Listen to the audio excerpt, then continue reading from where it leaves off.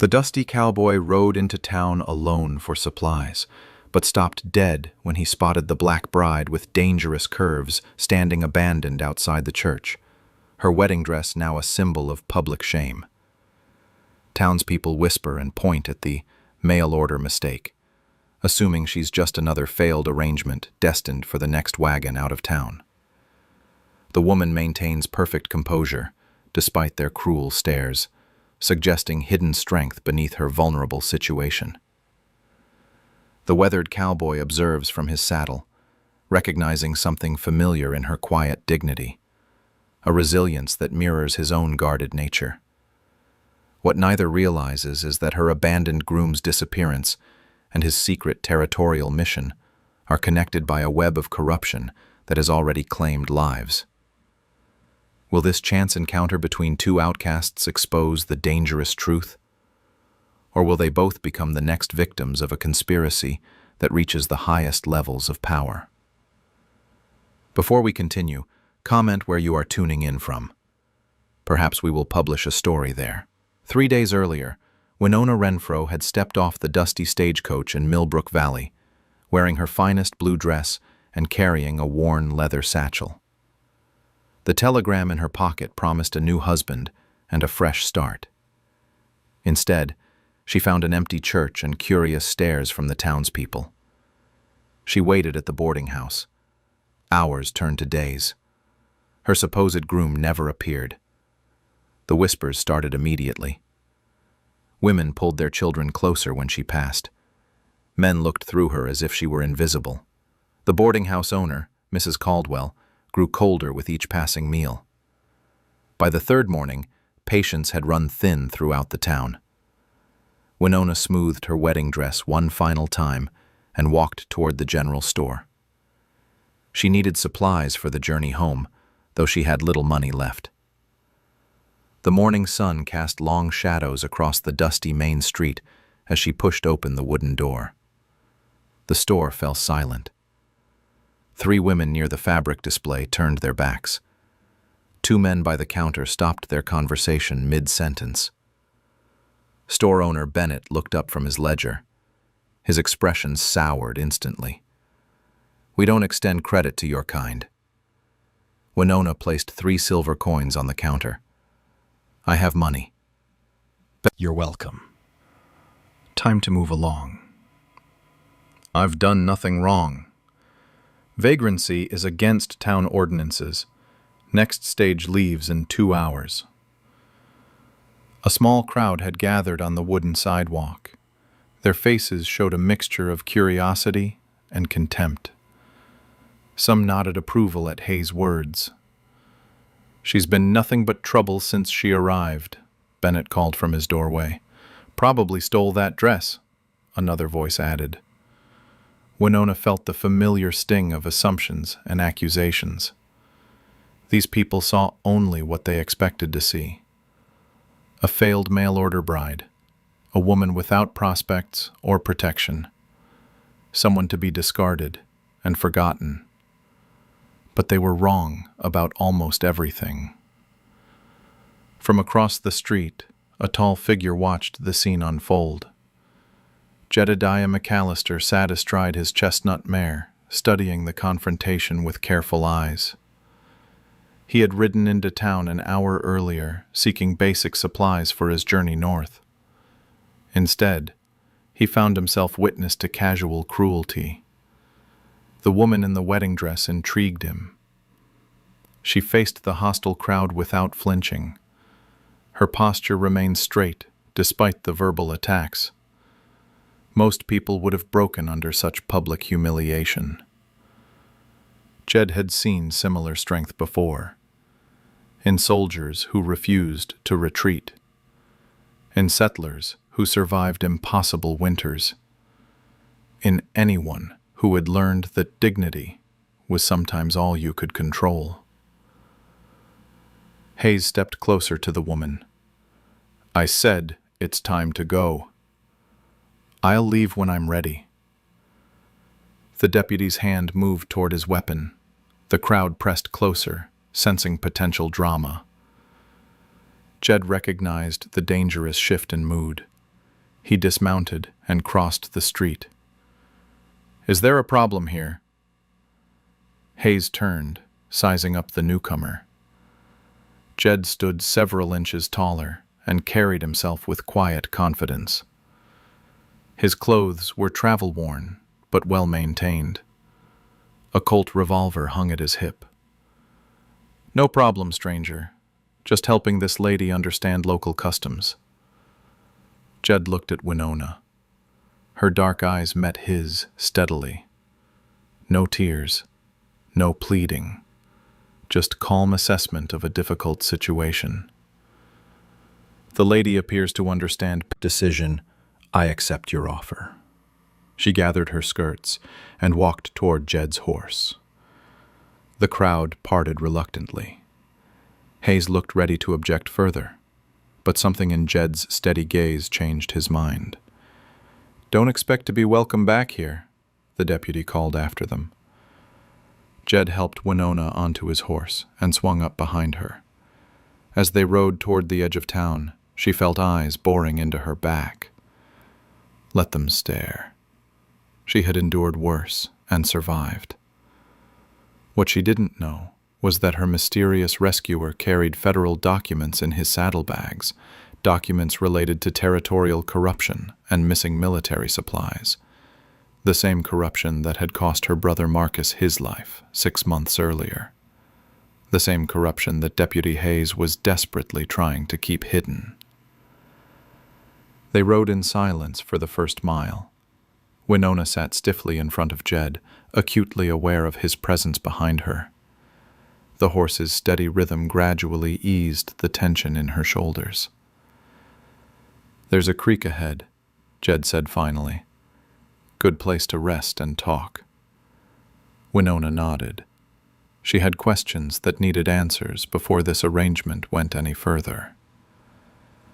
The creek ran clear and cold through a grove of cottonwoods.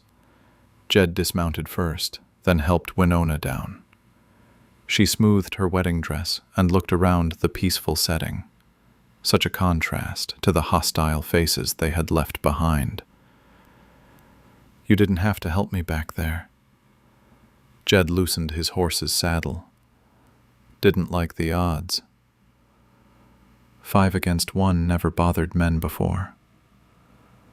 "You weren't backing down." That made the difference. Winona studied his weathered face. Mid-30s, she guessed. Lines around his eyes suggested someone who spent long hours scanning horizons. His movements were careful and deliberate. "What do you really want from me?" "Told you already. Company on the trail." Men don't rescue strange women without expecting something in return. Jed met her gaze directly. "Some men don't. I'm not some men." Something in his tone convinced her. She had learned to read people quickly during her years of teaching. Survival had depended on cavalry. Good man, smart, asked the right questions. Asked questions about what? Supply shipments that never arrived. Equipment that disappeared from warehouses. Money that went missing from regiment funds. Jed's expression grew more serious. What happened to him? Official report says he fell from his horse during night patrol. Broke his neck. Winona's voice hardened. Marcus was the best rider in his unit. He didn't fall. You think someone killed him? I know someone killed him. He wrote letters describing what he'd discovered. Used codes we learned as children. You still have these letters? Winona patted her leather satchel. Every one. Plus notes he hid in our old family Bible. Jed sat down on a fallen log, processing this information. That's why you came to Millbrook Valley. The last letter mentioned this town. Something about corrupt officials and missing supplies. I used the mail-order bride story to travel safely and investigate. Dangerous plan for a woman alone, Safer than announcing I was Marcus Renfro's sister, asking questions about his death. Jed nodded slowly. The pieces fit together now. Her composure under pressure, her careful observation of the townspeople, the way Deputy Hayes had seemed particularly eager to get rid of her. You think Hayes is involved? His reaction was too strong, too personal. Men don't get that hostile unless they're protecting something. What exactly are you hoping to find? Winona opened her satchel and pulled out a small bundle of letters. Marcus wrote about a network. Military officers, territorial officials, local businessmen, all working together to steal supplies and sell them privately. Big operation. Big enough to kill for. She handed him one of the letters. Can you read this?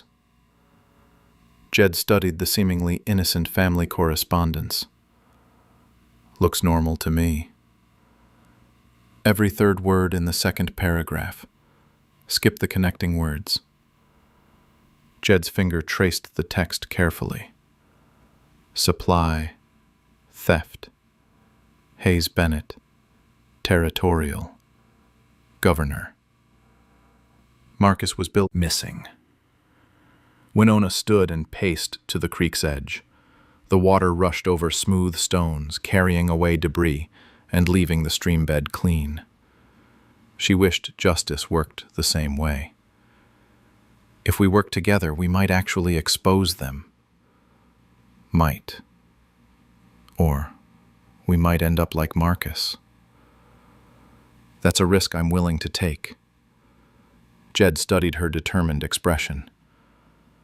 Why? Why risk your life for this? Because Marcus died trying to protect people. Because good soldiers deserve better than unmarked graves. Because someone needs to speak for those who can't speak for themselves. And if we succeed, then maybe other Marcus Renfros will live to come home to their families. Jed made his decision. Partner. Winona smiled for the first time since arriving in Millbrook Valley. Partner. They returned to Millbrook Valley the next morning as Brother Jedediah and Sister Winona, traveling missionaries, seeking to establish a school for Army children. The disguise had been Winona's idea. People talked freely around religious folk, assuming them harmless. Winona had traded her wedding dress for a simple brown traveling outfit. A white bonnet covered her hair. She carried a worn Bible and spoke softly about education and moral guidance. The transformation was remarkable. Jed wore his cleanest shirt and carried himself with the humble dignity of a frontier preacher. His gun remained hidden beneath his coat. They made a convincing pair.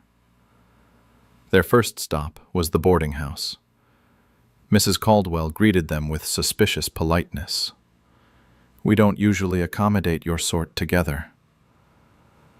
Sister Winona is my cousin, Jed explained smoothly. We're establishing schools throughout the territory. Money changed hands. Mrs. Caldwell's attitude softened considerably. The Army base might be interested in your services. Lots of families there. We'd be grateful for an introduction.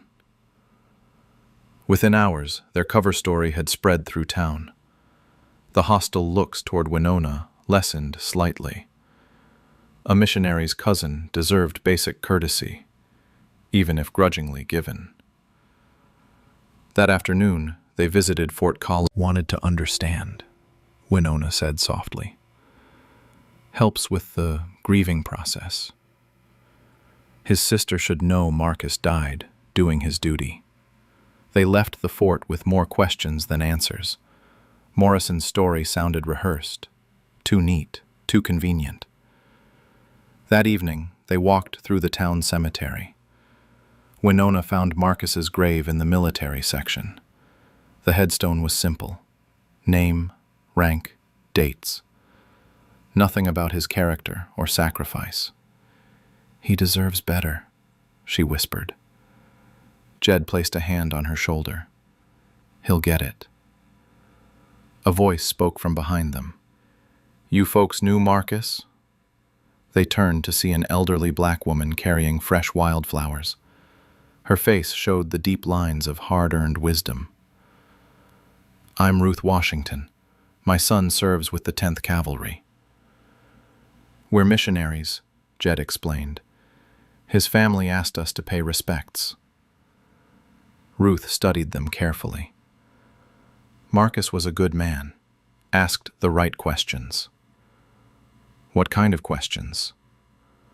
Ruth glanced around nervously. "The kind that get folks in trouble." "We're here to help his family understand what happened." "Can't talk here. Too many ears. Meet me at the old church ruins tomorrow after sunset." She placed her flowers on Marcus's grave and disappeared into the gathering dusk. The abandoned church sat on a hill overlooking town. Weeds grew through cracks in the foundation. Broken windows stared like empty eyes. Ruth waited in the shadows, her son beside her. "This is James," she said. "He rode with Marcus." James was young, maybe 20, with intelligent eyes and calloused hands. He kept glancing toward town as if expecting trouble. "Marcus was gathering evidence," James said quietly. "Supply theft. Someone selling military equipment to private buyers." "Who was involved?" "Started noticing things in the warehouse. Shipments that arrived but disappeared from inventory. Equipment marked as damaged when it was perfectly good." "Did Marcus keep records?" "Smart man. Documented everything. Times, dates, quantities." Winona felt excitement building. "Where are these records?" "Hidden." Marked Sister Winona's resemblance to someone he couldn't quite place. "We need to find that line shack today," Jed said as they prepared to leave town. "Too risky. Hayes might follow us." "More risky to wait. He's getting suspicious." They left town separately. Winona took the main road north while Jed circled around through the hills. They met at Copper Creek an hour later. The line shack was small and weathered. Inside, dust covered everything except one corner where someone had clearly spent time recently. A loose floorboard revealed Marcus's hiding place. The documents were wrapped in oiled cloth. Supply manifests with discrepancies marked in red ink. Letters between corrupt officials. Financial records showing payments to private accounts.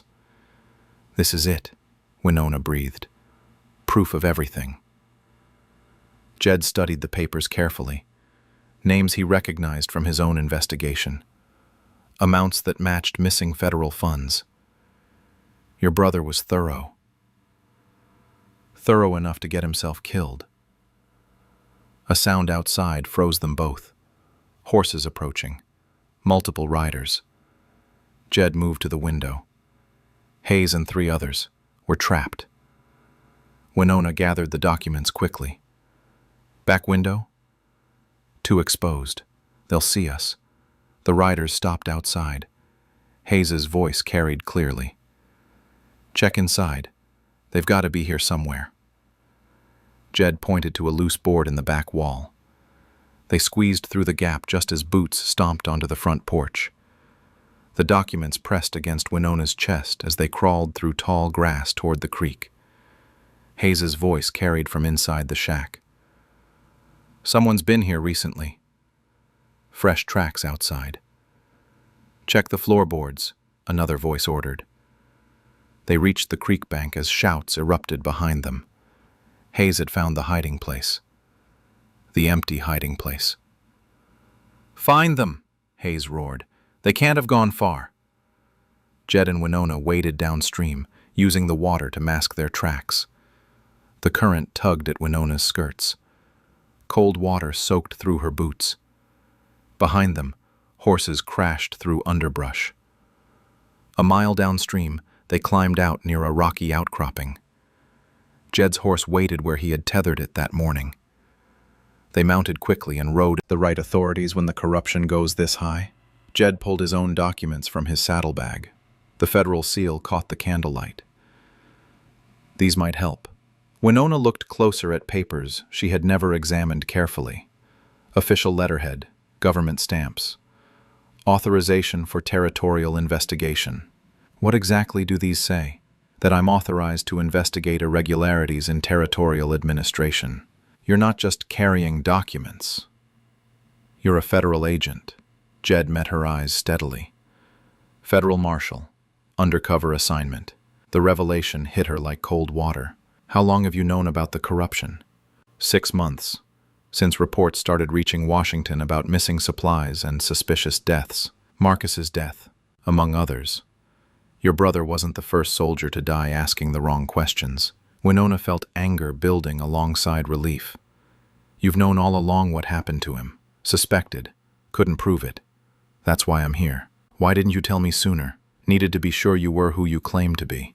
Needed to verify your evidence. And now? Now we have enough proof to expose the entire network. A sound outside interrupted them. Horses approaching in darkness. Jed blew out the candle and moved to the window. 4 riders. Coming up the main trail. Hayes? Can't tell yet. The riders stopped 50 yards away. A voice called out across the darkness. We know you're in there. Come out with your hands visible. Jed recognized Hayes's voice. Back door. Move quietly. They gathered their belongings and crept toward the rear of the cabin. Moonlight revealed more riders surrounding the building. Hayes had brought enough men to cover all exits. You're surrounded, Hayes shouted. No point running anymore. Jed checked his revolver. 6 shots against 8 men. Poor odds even with surprise on his side. Federal Marshal, he called out. I'm ordering you to stand down. Laughter echoed from multiple directions. No federal marshals out here, friend. Just thieves and troublemakers. Check my saddlebags. Authorization papers from Washington. Papers can be forged. Evidence can be planted. Winona understood the trap they faced. Hayes would claim they were criminals carrying false documents. Dead criminals couldn't contradict his. They'll see us. Not if we create a distraction. What kind of distraction?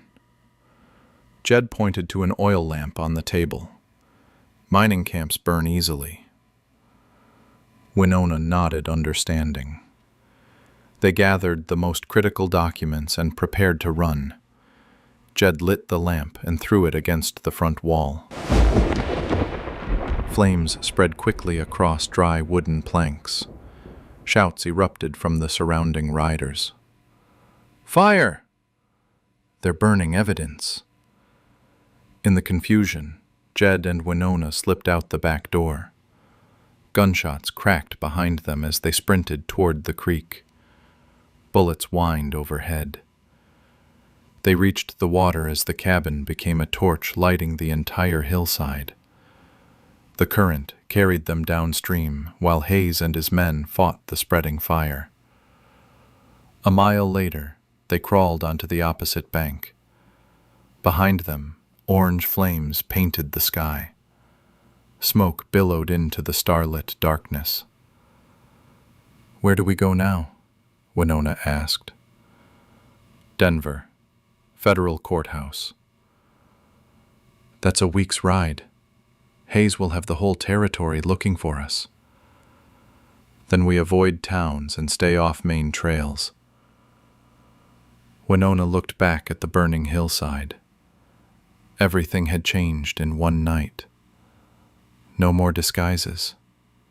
No more investigation. Now they were fugitives, carrying evidence that powerful men would kill to suppress. Will anyone believe us? They'll believe the documents. Your brother documented everything perfectly. If we live long enough to present them. Jed helped her to her feet. We'll live. Your brother didn't gather this evidence just to have it buried with us. They walked through darkness toward an uncertain future, carrying proof of corruption and the weight of justice on their shoulders. They spent 3 days hiding in mountain caves, moving only at night. Jed's horse carried them along forgotten mining trails, while wanted posters spread through every town below. Hayes had painted them as dangerous criminals who had murdered a federal officer and stolen military secrets. The lies burned in Winona's chest, but she understood their power. Few people questioned questions. Why Hayes was so eager to get rid of the lady before she could talk to anyone. Why he knew exactly where to find you at the mining camp.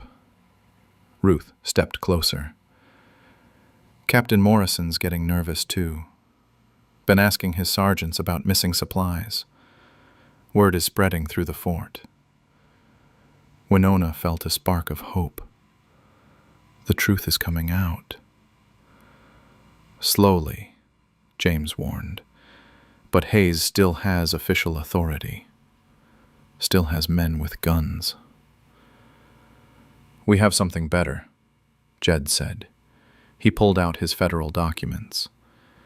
These prove I'm a legitimate marshal investigating territorial corruption. James studied the papers carefully. These look official. They are official. Washington sent me here 6 months ago. Ruth's eyes widened. You mean the government knows about the corruption? Suspects it. These documents prove it. Then why are you running? Why not arrest Hayes yourself? 1 marshal against 8 corrupt lawmen? I need backup from Denver. How long to get help? 2 weeks if I ride hard. James shook his head. Hayes won't wait 2 weeks. He's getting desperate. Talking about burning down the old church where folks have been meeting. What meetings? Families asking questions about their dead soldiers. Merchants complaining about missing supplies. People are starting to organize. Winona realized what was happening. He's going to silence the witnesses. Can't let that happen, Jed said grimly. What choice do we have? We're outnumbered and outgunned. Maybe not outgunned, James said thoughtfully. Got friends at the fort. Soldiers who know something's wrong. Soldiers can't act against civilian authorities without orders. What about unofficial help? Men acting on their own time? Jed considered this. His mission was to gather evidence, not start a war. But circumstances had changed. Innocent people faced danger because of their investigation. How many soldiers would help? Maybe we do it right. Not if we have enough witnesses. Winona understood his thinking. A public meeting. Too many people for Hayes to control. Sunday service at the main church, Ruth suggested. Whole town attends. Hayes won't let us near that church. What about the old church ruins?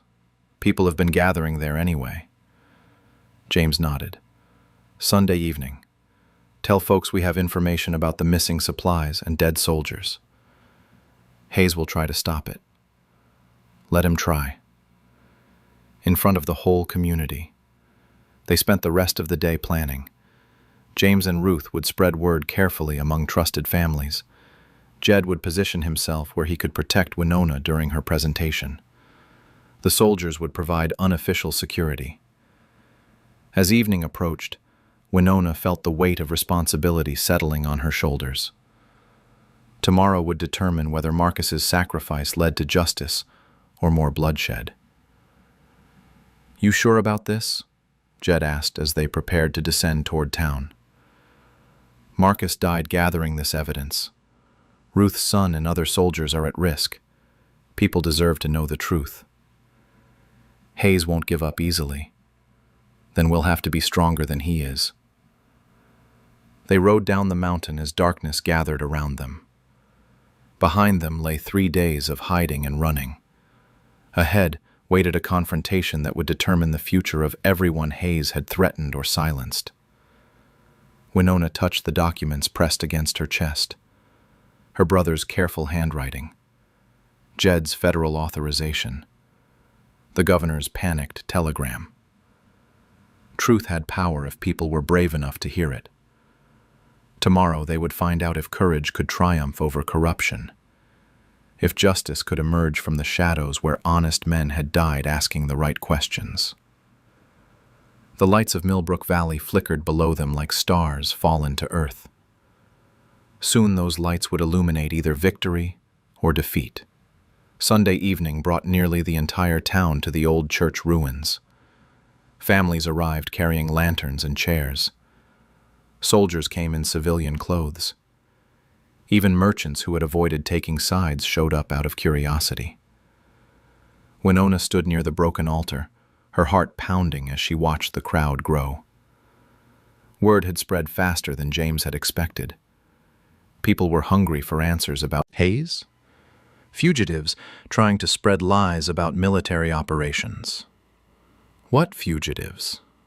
Jed stepped into the lantern light, his federal documents visible in his hands. Federal Marshal Jedediah McAllister, I'm here on official business. Hayes drew his weapon. That man is wanted for murder and theft. Check the papers, Morrison ordered. Let me see those documents. Morrison studied Jed's authorization carefully. His expression grew serious as he read the official seals and signatures. These appear genuine.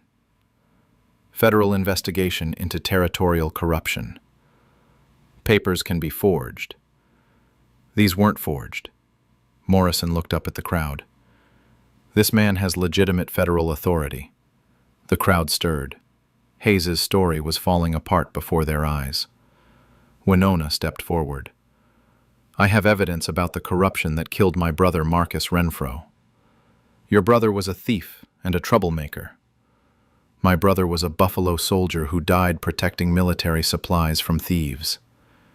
She pulled out Marcus's letters and began reading. Supply manifests with altered quantities. Financial records showing payments to private accounts. Correspondence between corrupt officials planning their schemes. The crowd listened in growing silence. The evidence was methodical and damning. James Washington stood up. I served with Marcus. Every word she's saying is true. Other soldiers began standing. One by one, they confirmed details from Winona's evidence. Missing equipment they had noticed. Questions they had been ordered not to ask. Threats they had received for being too curious. Hayes looked increasingly desperate. These are lies designed to undermine military discipline. Then explain this, Winona said, holding up the telegram from the governor's office. She read it aloud, including the orders to cease investigations and transfer problematic personnel. Morrison's face darkened as he heard his commanding officer's words. I was never informed of any governor's directive. Because you weren't part of the conspiracy, Jed said. The corruption required keeping honest officers in the dark. Store owner Bennett pushed toward the front. Now hold on. Are you saying the governor himself is involved? The evidence speaks for itself, between Hayes and the crowd. If Marshal McAllister is here on federal business, this falls under military jurisdiction. You can't interfere with civilian law enforcement.